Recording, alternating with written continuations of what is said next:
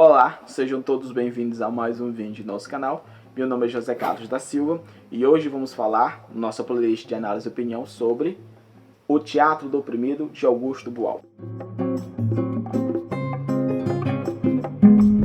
Augusto Boal foi o maior teatrólogo do Brasil, reconhecido mundialmente. Nasceu no Rio de Janeiro em 1931 e morreu em 2009 no Rio de Janeiro também, aos 78 anos. Ele foi fundador do Teatro do Oprimido, diretor e coordenador também do Teatro Arena, na década de 70. Propulsor de grandes revoluções culturais dentro do Brasil, de grandes manifestos, e foi um grande revolucionário do seu tempo.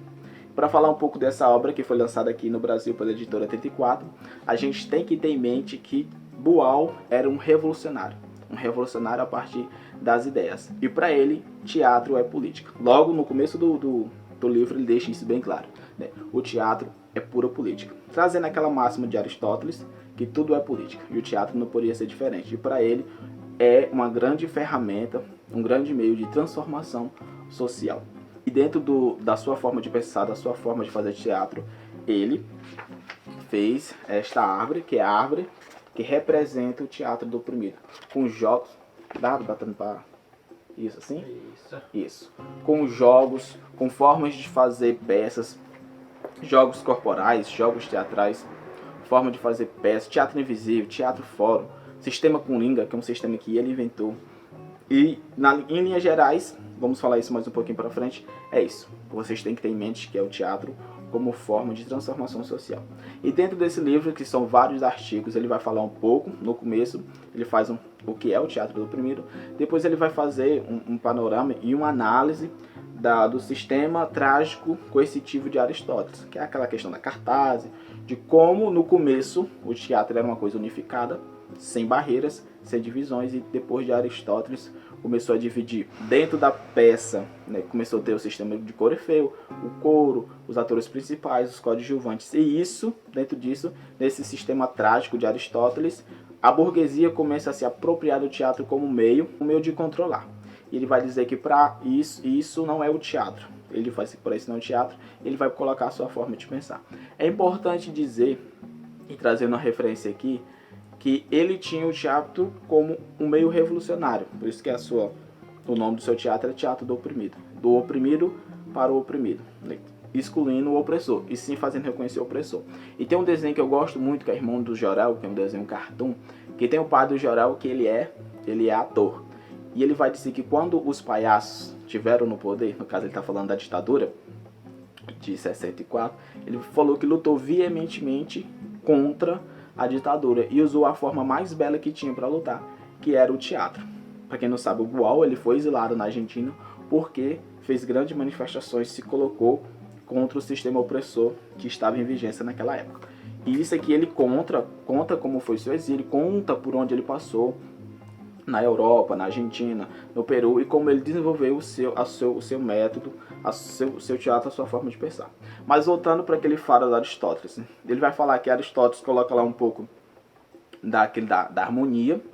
Primeiro Aristóteles vem dizer que antes é a causa, aí vem a harmonia, aí alguma coisa perturba a harmonia, perturba a beleza do mundo, e isso dentro do teatro, né? E aí vem o herói, que passa por uma jornada de virtude, de provações, que tem sua cartaz, que é o ato final, que onde ele entra em declínio, mas depois vem, e aí ele divide a tragédia, e a tragédia que é tudo aquilo que acontece, que termina, a história termina de ruim, nos seus mitos, depois as comédias, que aí vem depois mais um pouquinho para frente no período medieval. Mas é assim, ele vai dizer que Aristóteles fez, dentro disso tudo, do caos, da beleza, da estética, da cartaz, fez que o teatro ficasse a serviço da burguesia, a serviço do opressor.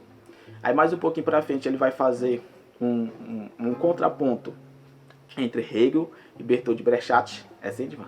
Bertolt Brecht. Brecht, né? Ele vai fazer Hegel entrar em conflito ali com Brecht, analisando as duas obras, as duas formas de pensar, de fazer a arte, de fazer teatro dos atores, o sistema idealizado de Hegel contra o sistema marxista de Brecht, e disso ele vai tentar tirar uma coisa e colocar na sua obra.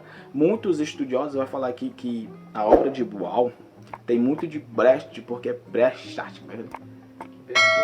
Bertolt Brecht, porque Brecht pensava muito no coletivo, tudo que ele colocava era muito no coletivo.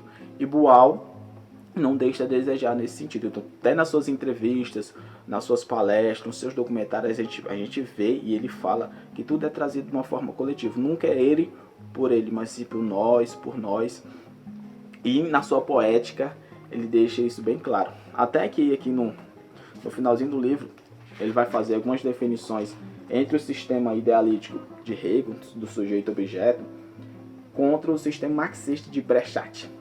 E aí ele vai tá colocando aqui, não sei se dá pra ver, ele coloca como dentro de uma peça, cada pensamento se desenvolve a partir do sistema idealista de Hegel, a partir do sistema marxista, da poética marxista de Brecht. É muito interessante ver que como a mesma peça, tendo uma visão ideológica diferente, consegue fazer que as pessoas pensem diferente. Então isso é muito gostoso. Ele vai falar um pouquinho também ali um pouco da política, mas em si, em Maquiavel, analisando as obras de Maquiavel, a questão da virtude, que Maquiavel coloca muito em seus pensamentos, e trazendo um pouco de um ser puritano, dessas coisas. Mas, no todo, em linhas gerais, para você ter em mente, o Teatro do Oprimido é um ato revolucionário de Boal. Na minha opinião, é um ato revolucionário de Boal, que ensina as pessoas a libertar a mente, o corpo e a alma.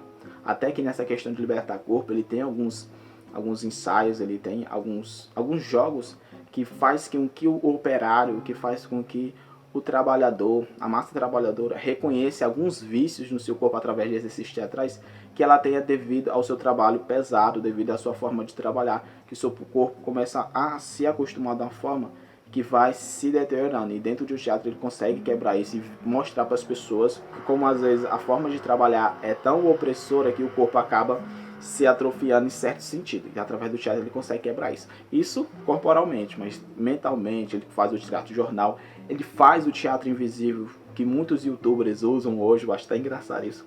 Muitos youtubers usam o teatro invisível, que é, ele fala assim, em vez de trazer ali um cenário do metrô, ou um cenário de um restaurante, ou um cenário de uma favela, eu vou levar os meus atores para lá e fazer essa cena no meio da comunidade, no meio da população. E por isso é teatro invisível, porque as pessoas que estão assistindo aquela cena acontecer não sabem que aquilo é uma cena de teatro. Então elas que estão assistindo começam a intervir, começam a ser espectador e ator ao mesmo tempo. Só um objeto passivo, mas passa a ser um objeto ativo, né? Um sujeito ativo dentro daquela cena e transformando ela em algo, vamos dizer assim, transformando ela no protagonista do que está acontecendo. Então ele vai contar vários relatos de como ele fez isso acontecer no Peru, na Argentina, na América Latina em si, e como foi transformador nas comunidades. Para quem quer uma leitura muito boa, uma leitura não divertida, mas assim, uma leitura esclarecedora sobre o sistema de classe dominante, sobre o teatro, sobre o pensamento de Boal, eu recomendo esse livro, Teatro do Oprimido, da editora 34. Então, até a próxima.